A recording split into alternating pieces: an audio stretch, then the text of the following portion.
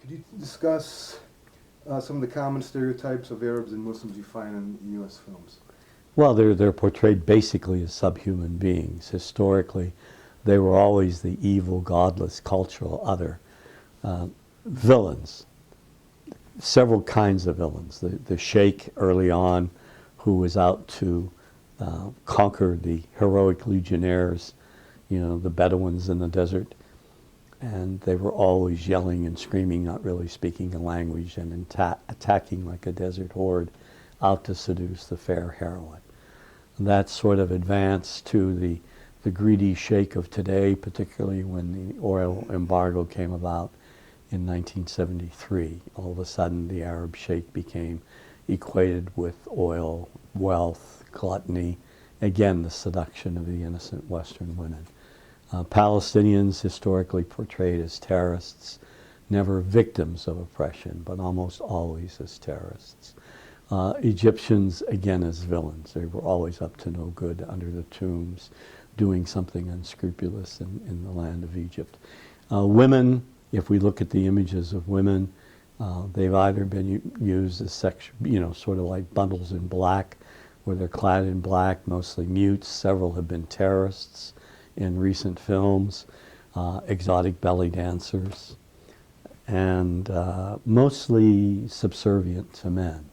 Those are the images primarily of women that we've had. The region itself has always been portrayed as a very threatening place, beginning with the desert. The desert is this sort of ominous setting where no one really wants to go.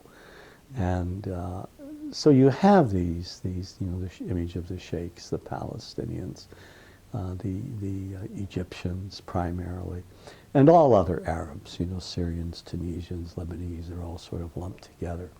Recently, what's happened is that the demonization or the vilification or the vilification of Islam has occurred, so that the religion has come to the forefront, so that we see that in now, I think, perhaps more so than ever before, particularly in the cinema and on television shows. Let me get a pen here. But the next question, please, is... Here's a pen. Here, you can use this. You got one right there? Okay. Yeah. Okay. Fantastic. Thank you, sir. How does, you mentioned this in your books, that how does Hollywood's depictions of Arabs echo defamations reminiscent of anti-Semitism?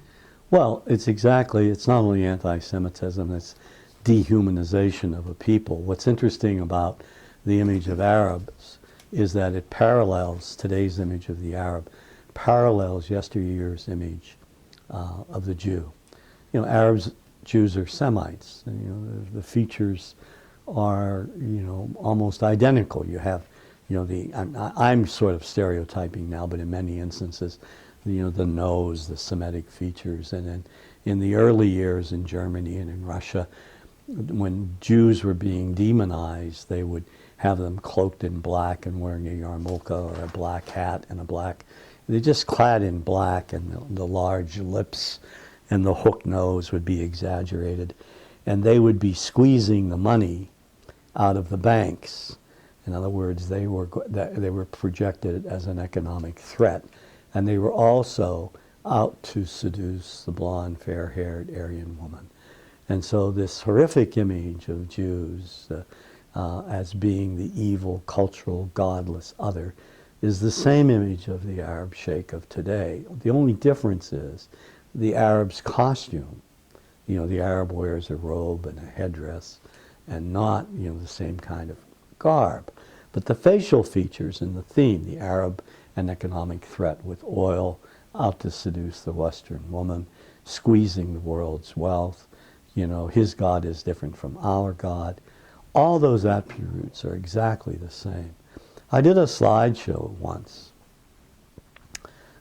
maybe two dozen editorial cartoons, showing how Jews were portrayed in editorial cartoons in the 20s and 30s vis-a-vis Arabs today. And I can tell you that there was stunned silence in the audience to see those similarities. Could you discuss the Israeli connection and the production of many movies? You discussed that somewhat. And the propagandistic value of those? Well, when I speak, I will speak specifically of some Israeli movies. Two Israeli producers, Menachem Golan and Yoram Globus, formed an American company called Canon. And I identified about 30 films produced by Golan and Globus. Films like, Delta Force, another film where they go off. He has a film, I can't recall the title, it's such a terrible film. Las Vegas showgirls go into the desert and beat up Arabs. But these two gentlemen were basically sleeping in bed with the Israeli government and doing propaganda films that were anti-Arab. Now, they did a lot of movies, Canon, but there were 30 in particular that went out of their way to, in one degree or another, vilify Arabs. It would make a great book. There's a different story when we look at independent Israeli producers who work with Arabs on films. Their vision, their films are entirely different. So you have to sort of separate the independent Israeli filmmaker who's truly committed to peace and who works with Arab filmmakers doing productions that are very, very balanced, films like The Lemon Tree, Rana's Wedding, The Syrian Bride. You have to applaud those image makers because they have a different vision. They're not advancing propaganda, but they're advocating peaceful coexistence. I want to hit you with the probably most problematic issue, and you run into it a million times before, I'm sure. The issue that people of Jewish descent are prevalent in Hollywood and the mass media. And presumably, a lot of these people are supportive of Israel. And there's a couple of things in that regard, but does this have anything to do with the consistent bias in the media against Arabs per that Palestinian conflict and on and on and on? What's your perception of that? Well, I've never done, and I will probably never do, a book based on whether because a producer or a writer is Jewish, he or she has a bias against Arabs. Granted, there are a number of Jews in the profession, American Jews, but they all have different political viewpoints. And it's wrong to stereotype. I mean, just like any group. I mean, you can't stereotype Hollywood. You can't say just because they're Jewish, they have an agenda. Sure, there are some Jewish producers that are very pro-Israel. And I'm confident, although you can never prove it, that they go out of their way to advance a pro-Israeli agenda. There are others that have a completely different agenda. I worked with two American Jews on the films that I consulted on, Syriana and Three Kings. And these men were not, they're the exact opposite. You have to, what matters in Hollywood, and I think you'll see a change in the Arab image and the Muslim image when there are more Arab Americans and more Muslim Americans working behind the scenes. Because presence propagates power. But you could conceivably have an Arab American who makes a film that's stereotyped. I mean, you're treading here on what I would call prejudicial grounds against the people. And my reaction to that is don't try to stereotype or put the blame on one group of people just because they're Jewish or Hispanic, or everyone in Hollywood, regardless of their racial or ethnic background, has picked on and vilified the Arab and the Muslim. Okay, well taken. I want to pursue this a little bit. I ran across an article by Joel Stein. He's self-identified as Jewish, LA Times columnist. Yes. You familiar with this yes. article? No, I think I've read this article. Go ahead. Okay. Well, the thing he goes through, it's how Hollywood is Jewish. So, and this came out 2008, and less than 2 years ago. He basically goes through and says, he starts the article by saying this: I've never been so upset by a poll in my life. Only 22% of Americans now believe that, quote, the movie and television industries are pretty much run by Jews, unquote. Just some facetiousness, and I'm not sure if this is supposed to be humor or what. Down from nearly 50% in 1964. The Anti-Defamation League, which released the poll results last month, sees in these numbers a victory against stereotyping. Actually, it just shows how dumb America has gotten. Jews totally run Hollywood. Then he lists all these Jewish CEOs of the major Hollywood studios. He talks on and on. Leslie Moon, he said, talks his great uncle was the first prime minister of Israel. Ari Emanuel's, both his parents are Jewish. My question to you about this is, what if all these names were Palestinian? Isn't that, if it's not an issue, why not? I mean, I guess the intensity of the conflict. Well, is so big. I mean, look, presence propagates power. I mean, if in fact, you know, the vast majority of producers and writers and directors in Hollywood were Palestinian, you'd have a different image. Or if they were all Hispanic, you would have a different image.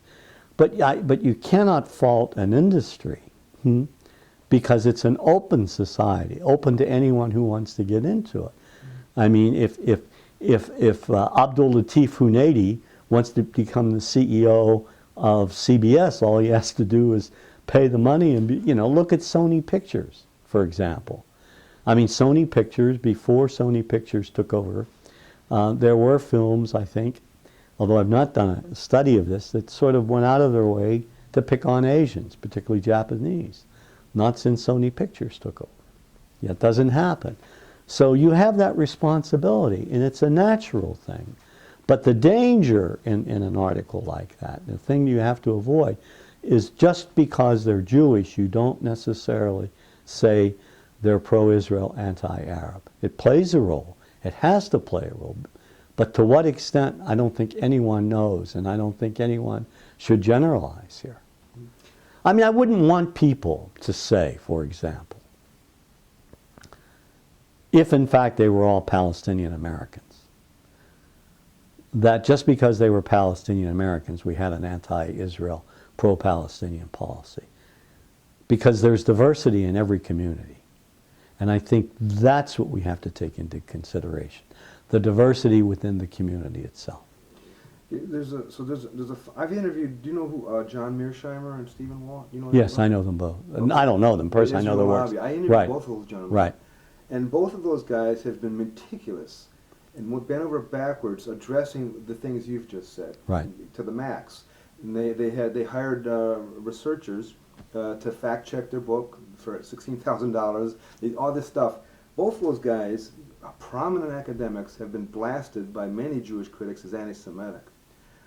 Have you ever been charged with that for the kind of work you're doing, even implicitly or? No, I've been monitored. I'm still monitored when I go out and speak, and it doesn't bother me. I know where I know where I stand on this issue, and as someone who's been at it for 35, 40 years. I don't care if I'm monitored. I don't care if someone. I know where my position is, and I'm very comfortable with it. And if there are bigots out there that want to contest what I'm saying because I'm really arguing to do away with discrimination, shame on them. What do you mean by monitored? Well, there would be representatives of the B'nai B'rith that would show up at my speeches and take notes. That's happened? Oh, yes. Often? Well, particularly in the early days, fairly often, yeah. Okay. Well, in that regard, has the Anti-Defamation League been on your side? Have they taken up your crusade? No. Has the Museum of Tolerance taken up? No. Why? You have to ask them. Do you have a speculation? You have to ask them. I don't speculate. I've interviewed people on a particular ideology, Noam Chomsky Right. I've interviewed, and Finkelstein. I asked them both that question about the Anti-Defamation League, and they both said, in essence, that the Anti-Defamation League has evolved into sort of a shill for Israel. Look, in terms of our discussion here, any major organization that wants me to address this topic, I'm willing to do it. And I've not been approached by a lot of groups. I mean, you're saying the Anti-Defamation League, the Museum of Tolerance. There are other groups, racial and ethnic groups, that have not reached out to me as well to address this particular issue. It's an issue that for some reason or other, most people stay away from. They do stay away from it. But if ever an opportunity to present itself, I'd love to do it. Any speculation on why people stay away from your issue? Well, because they're the scapegoats of the moment, and it's just somehow when you talk about humanizing Arabs, or you're humanizing Muslims, it's like you're an apologist for that group, or you're anti-Israel or anti-Jewish. That is the mythology and the reality. That's why. So you have to walk a very fine I don't. I basically say what I know is true. Okay. Yeah. What has been the reaction to your books in the United States? Great. By the mass media? Well, but no, not mass media have not picked it up. No, basically no. But by students, by scholars, it's been very, very good. Have you had any reviews or any reaction from the Jewish ethnic media? There's a lot of Jewish magazines. Has anybody, There's an American Jewish critic, a very good critic, that loves my work, and and he's been very, very outspoken. There have been several, actually, very, very enthused and have gone out of their way to say how important the work is. Right. Do you have any speculations on the fervor right now going on, anti-Muslim, anti-Arab? A lot of things are. It seems intensifying in recent, the mosque controversy, all that. Do you have any speculation on where this is coming from? Is it partly related to the mass media? Well, it's coming from special interest groups. You have special interest groups. You have certain evangelist groups. You have certain Republicans. You have certain pro-Israeli groups that are out, to advance this agenda. And again, I think you need a study to see exactly which groups are doing it. But it's not as simple as it seems. The media bear a huge responsibility because I think their lack or their unwillingness to go out and really investigate this story and to report on it and to show the damage that all of this is doing to Americans. I think this needs to be done and hasn't been done. Could you address this DVD? You mentioned it, The Obsession, Radical Islam's War Against the West. Who is it? What was it? Who created it? Do you know anything about that? Well, it was a special interest group that created, I think, the Clarion Fund. I'm not sure exactly. I've got it. I can give it to you later on. And it was like, I think, 40 million copies in newspapers. And it's basically a documentary designed to scare people about Muslims. And it was inserted in over 40 million newspapers and distributed throughout the country. And the newspapers that distributed this documentary, to me, advanced racism. They didn't even look at it. They took the money and they ran. And had this been a documentary about any other racial or ethnic group, it never would have happened. They never would have distributed. So when you talk about the media playing a role in the vilification of all things Islam, you have to look at those newspapers that shipped out one of the most racist documentaries ever produced by anyone. See, what I would like to do to be constructive is to take this documentary and then take an anti-Semitic documentary from Nazi Germany and invite every editor of every newspaper that distributed this obsession to look at both and then have a discussion afterwards. I mean, that would really, in my opinion, I think cause some heads to or people to think twice about their actions.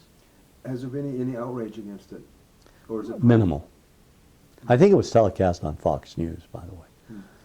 Did you know that Fox News telecast this documentary? They telecast it? Yeah, I think a couple of years before it was distributed. Can you imagine an equivalent documentary called Obsession, Radical Judaism's War Against the West? No. Or radical Christianity. No. I interviewed a woman named Allison Weir. Do you know who she is? Yes. Okay, I interviewed her. And she has a website, and one issue that came up with her is the many reporters who work in the Middle East who have strong personal links to Israel. Do you have any, that borders on some of your interests? Well, but again, I mean, I don't know that. I know there are some reporters there that do have strong links to Israel, that are in the Middle East. But you have Anthony Shadid, who's an Arab American who works for the New York Times, who's an Arab American. You have Layla Fadel, who was the Baghdad News bureau chief, who's also an Arab American. You have my good friend and former student, Peter Mayer, who's an American Jew and who's as even-handed as they come. So we have to be careful here again, right, in saying just because someone is Jewish and they're working in the Middle East, they have a pro-Israeli bias. You know? Okay. See, I refuse to. I acknowledge that presence plays a role, but I refuse. Could you get, it's not, Yeah. okay, you were saying you refuse to... Well, I refuse to stereotype Jews like I refuse to stereotype Christians. You can't. Look, there are Christian reporters in the Middle East, and atheists and agnostics, you know, who have a very pro-Israeli bias. So it's not fair. I mean, it's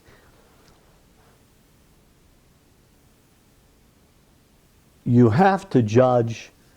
If you're going to go into this area, you have to look at an individual's work, and then you have to say that the entire body of work is balanced, or it's pro, or it's anti. You cannot and should not make generalizations like this, because that's a form of bigotry and prejudice.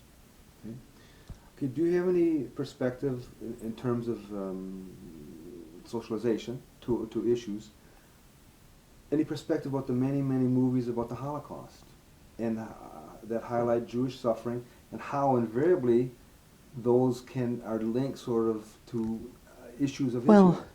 Well, I think, again, with movies about the Holocaust, well, what other group of people suffered like this during, I mean, this was, 6 million Jews were killed, deliberately and intentionally.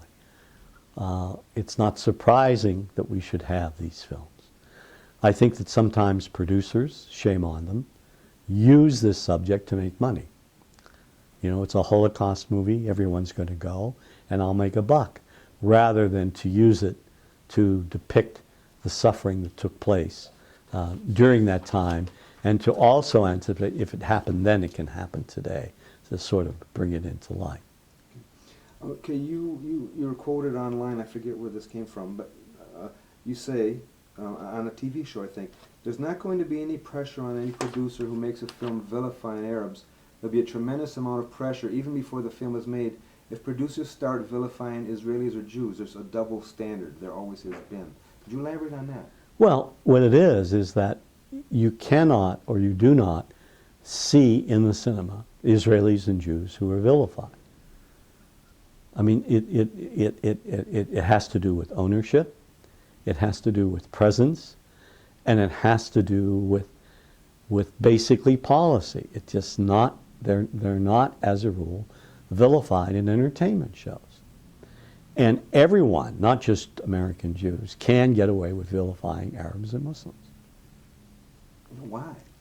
Well, I can't answer that. I don't know the answer to that. I think a lot of it has to do with presence and the fact that if I'm an American, if my name is Jack Goldberg, I'm not going to vilify Jews or Israel.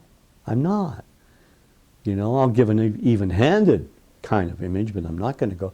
And also I'm thinking of history and what the vilification process did during the Holocaust, right? Mm-hmm. Have there been any negative, in your research, have you run across many negative images of Israelis or Jews? I've never studied that. Okay. You'd have to ask a Jewish film scholar. Okay. There are 2 great books out by Patricia Ahrens, The American Jew in Cinema. There are a couple that I'd recommend that are very, very good. Okay. This is a very interesting quote from you, and please could you elaborate? The Arab stereotype image began to intensify in the late 1940s when the State of Israel was founded on Palestinian lands. From that preemptive point on through the Arab-Israeli wars of 48, 67, 73, the hijacking of planes, the disruptive of 1973 Arab oil embargo, etc. Shot after shot delivered the relentless drumbeat that all Arabs were and are public enemy number one. You go on, and you seem to be making could you elaborate on this? There's an ideological engine per Israel that has helped advance this issue. Well, media follow policy. We have a pro-Israeli policy, and that's taken up in the media, in entertainment, in news, in all aspects. Mm-hmm. It's always been that way. It's relatively simple. It's an easy formula. Historically, media follow policy. If our policies had been different, you wouldn't have seen this happen, right? If there wasn't so much fear that humanizing Arabs would be destructive or injure the state of Israel from certain pressure groups, not all, there would be the situation would be different, completely different. So that statement's nothing new. It's always been that way. Okay. Let me ask you this. Oh, this may or may not be true. I don't know when this. I forget when this was written, but recently I think you say from 1950 until today, only one Arab American and one Arab Christian immigrant have appeared as characters in a television series. Is that still true? And Yes. Could you discuss that? That's profound. Well, Danny Thomas, the old Danny Thomas show back in the 50s and 60s, he used to bring over his Uncle Tanous from Lebanon. And the only other Arab character was Jamie Farr, running around in a dress and mash, who could be readily identified as an Arab American from Toledo. And those are the only two ongoing Arab American characters in the history of television. And so you brought up elsewhere the issue of role models for young Arab Right. Americans. Well, not from television. Nothing? No, I mean nothing. No, even to this day, those no, two guys. no. And that's part of the problem. You see, I mean, we don't have Americans of Arab heritage, American Muslims as integral parts of the entertainment process in TV shows. You know, like you take Seinfeld, great series, right? Everyone knew Jerry was Jewish, but it wasn't a big deal. Only occasionally his parents would come in. Well, you could have a show like Nasser, you know, where the guy is an Arab American, but only occasionally you find out about his father and his mother. And I think that's what's needed, a series that would in some way, you know, we're an integral part of our country, we play a very vital role in our country, and yet we're invisible on television, except now, since 9/11, we're portrayed as a threat to our country, and that's what's so dangerous. So no producer has ever heard about you and sat you down and said, why don't help us No, do this? no. You never occurred. Could you discuss some of the most malicious films you've seen? Are there a few that come to mind? Rules of Engagement. Did you elaborate on the problems in that film? The Marines basically slaughter dozens of Yemeni civilians in Yemen. Bag them and tag them. It's, I can't watch it anymore. And True Lies, I think, will stand the test.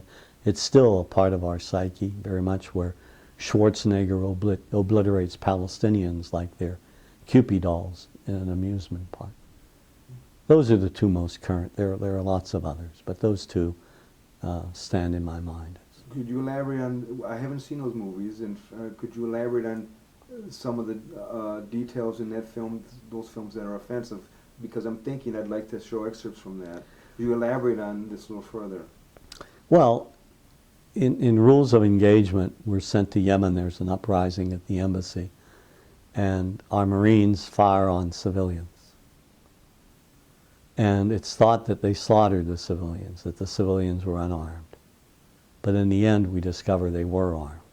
So the justification is so the slaughter is justified. Even a little girl, a cripple, is firing on the Marines. So injuring this little girl was justified. And bodies litter the screen of women and children, and it's very difficult to watch. True Lies, the Palestinians threatened to blow up the United States with a nuclear weapon, and Schwarzenegger and company just obliterate them all. I stopped counting dead bodies after about 30. Okay. You discussed the difficulty you had in getting academic funding to do your research. I guess you say that someone called your ideas, quote, Arab propaganda, unquote. Could you elaborate on the troubles you had? Well,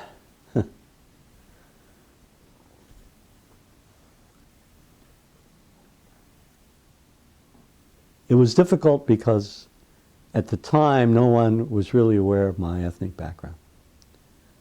I was a university professor doing basic core research on different subjects. As soon as I started doing research on this topic, some people within the university labeled me as pro-Arab, the Arab professor. And the funding from the School of Research stopped for my research projects. I could not get funding for any of my proposals on this issue. And that was a very sad reality back in the 70s. And how did you get going? I just didn't, I did it without the funding. So you did it from your own will? I did it from my own will, right. None of my courses had anything to do with this subject, so I had two jobs. I taught core courses in broadcast journalism, and then when I finished, I worked on this issue. Could you discuss this issue, and maybe you disagree, but I've done some projects on the Muslim and Arab community, various things. In my impression, I interviewed a lot of people in Los Angeles, 130, I went to 45 mosques years ago, interviewed 130 Muslims, all this stuff. And my impression was that the Muslim community, particularly the Muslim community, was so fragmented and so disunified that I couldn't see that. Do you have any, I'm asking, do you have any perspective on that factor of the Arab American? I know there are Christians, there are Muslims, and within the Muslim community there's Shias, there's Sunnis, and with each one there's all these ethnic groups. It doesn't seem to be unified. Do you have any perspective on that? I don't know. You know, I'm an independent. Okay. I'm a retired teacher. Okay. So I can't speak to an issue I'm not. Okay, that's fine. Could you discuss? You talked on a media show of some sort. You talked about the Rockford Files, and your quote is, "When I did research for my book, The TV Arab, the producer of that show told me in confidence over the phone she refused to be interviewed by me. She said she hated Arabs. It didn't have any use for Americans of Arab heritage as well." Could you discuss that? Elaborate on that. Well, I don't want, it speaks for itself. I was in Los Angeles interviewing producers and writers for my first book, The TV Arab, and I was trying to get an interview with this woman who did this Rockford Files segment. And I was with my family, and the phone rang, and that's exactly what she said to me over the phone. Could you, well, I've said it, but I need you to discuss it per the film. Well, that's... What did she say? Well, that's exactly what she said to me over the phone. What? What you just said. Yeah, but I need you to say it. Well, I have to... Okay, all right. You don't recall the details. Well, no, I'd have to look at what... I'd have to read what you just said. I mean, that's what I wrote. It's in the book, Okay. The TV Arab. Okay, all right.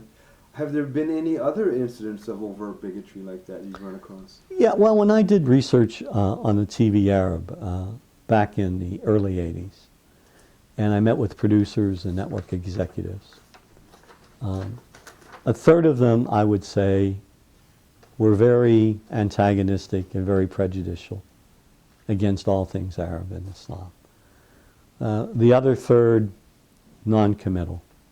And the remaining third very upset about it all and wanting to do something about it. Really wanted to take definitive steps to stop it. One producer, an American Jew by the name of Jack Gus, even invited his friends over to his house so I could address the issue. That's how concerned Jack was. Mm-hmm. Did anything come of that? Not to my knowledge. But you see, I want to go back to what we talked about earlier. You don't stereotype a community. That within that community in Los Angeles, whether they're Jewish or non-Jewish, there are people with different points of view. And there were people as early as in the early 80s, although this wasn't a scientific study, there were only about 24 individuals with whom I met, there were people that wanted to see the stereotype end. And Jack Gus was one of them, and actually tried to do something about it. Okay. You pose a question in one of your books. You say, so why aren't Middle East study centers and film studies departments offering courses that look at the portrayal of Arab Muslims in films? Do you have any speculation? I think it's a tragedy that Middle East study centers ignore this issue. That the vast majority of them do not have courses looking at portrayals of Arabs and Muslims in American popular culture. And I think it's something that needs to be done and should be done, but I'm not the dean and I'm not the president. But it was something, you know, it would boost enrollment and I think tie in with a lot of historical perspectives on the region. It's essential that this be done. Do you have any speculation on why there's a resistance? I have no idea why there's, I never speculate, first of all. You know, I mean, I learned that a long time ago. Because you're wrong most of the time when you speculate. Okay.